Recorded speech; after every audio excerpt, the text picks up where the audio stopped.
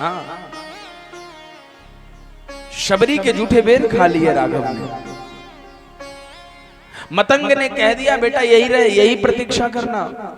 शबरी जब छोटी थी ना तो मतंगी मुनि के आश्रम में बेर खाने जाती थी। एक ऋषि थे जिनका नाम था मतंग, और उनके आश्रम में बेर खाने जाती थी। बगीचे थे। एक दिन अपने गांव के बच्चों के साथ वो बेर खाने गई और पेड़ पे रह गई। इतने में मतंग अपने आश्रम में लौट आए, सभी बच्चे भाग गए, वो पेड़ पे टंगी रही।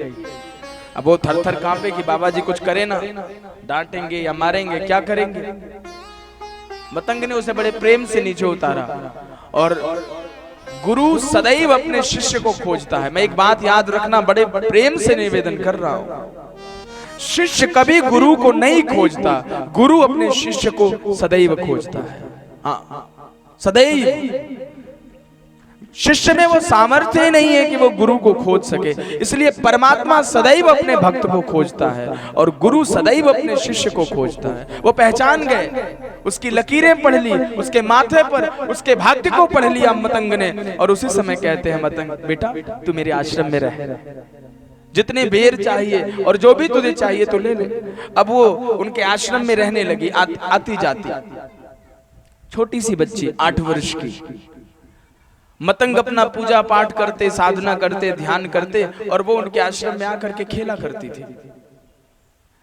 एक दिन खेलती हुई बालिका को मतंग ने देखा, वे इतने भाव से भर गए। उसी समय अपने हाथ में जल लिया और संकल्प किया, जैसे अभी तुम सबने किया ना, ऐसे ही मतंग ने संकल्प किया कि हे प्रभु, मैंने अपने जीवन काल में जितनी भी साधनाएं की हैं, उस सभी साधनाओं का फल आज मैं इस बालिका को दान में देता हूं। और उसी समय जैसे ही जल छोड़ा मतंग ने, समस्त साधनाओं का फल शबरी को मिला। और शबरी जो खेल रही थी समाधि में डूब गई, समाधि में चली गई, गहरी समाधि लग गई उसकी।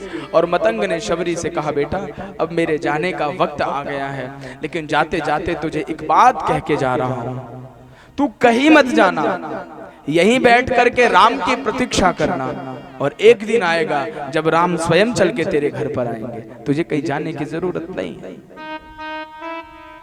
और गुरु के वचनों में शबरी को इतना भरोसा है, अद्भुत भरोसा।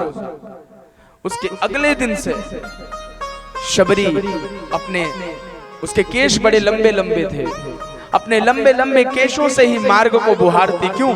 क्योंकि मेरे राम आएंगे। राघव के आने के लिए, उनके स्वागत के लिए उनके मार्ग को साफ करती और प्रतिदिन बेर ले आती, चखती, मीठे हैं कि खट्टे हैं। मीठे बेरों को राम के लिए संभाल लेती। और जब सुबह से शाम हो जाती और राम आए नहीं तो शबरी अपने मन को क्या कहती, कोई बात नहीं, कल आ जाएंगे। वे राजा हैं, किसी आवश्यक कार्य में व्यस्त हो गए होंगे, आज नहीं आए तो क्या हुआ, कल आ जाएंगे। और उसकी प्रतीक्षा 8 वर्ष की शबरी जब 80 वर्ष की हो गई, प्रतीक्षा करते करते करते, आज नहीं आए कल आएंगे, आज नहीं आए कल आएंगे। गुरु प्रतीक्षा करवाता है। प्रतीक्षा ही साधना है, याद रखना, प्रतीक्षा ही साधना है।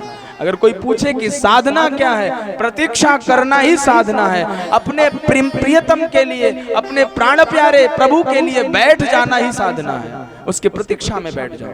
सुतीक्षण जी महाराज बैठ गए, शबरी बैठ गई, कहां जाएंगे। हमारे सामर्थ्य में नहीं है कि हम उसके पास जा पाए। देखो संसार में भी देखो, तुम चाह के भी प्रधानमंत्री से मिल सकते हो, और प्रधानमंत्री मिलना चाहे तो मिल सकता है कि नहीं।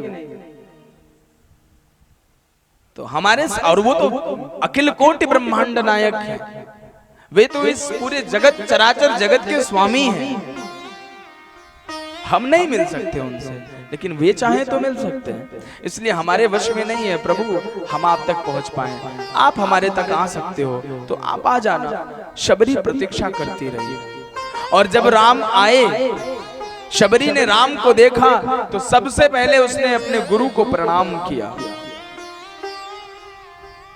और विधाता को धन्यवाद किया कि प्रभु धन्य है और आपका धन्यवाद है कि आज मेरे गुरु की वाणी सत्य हो गई।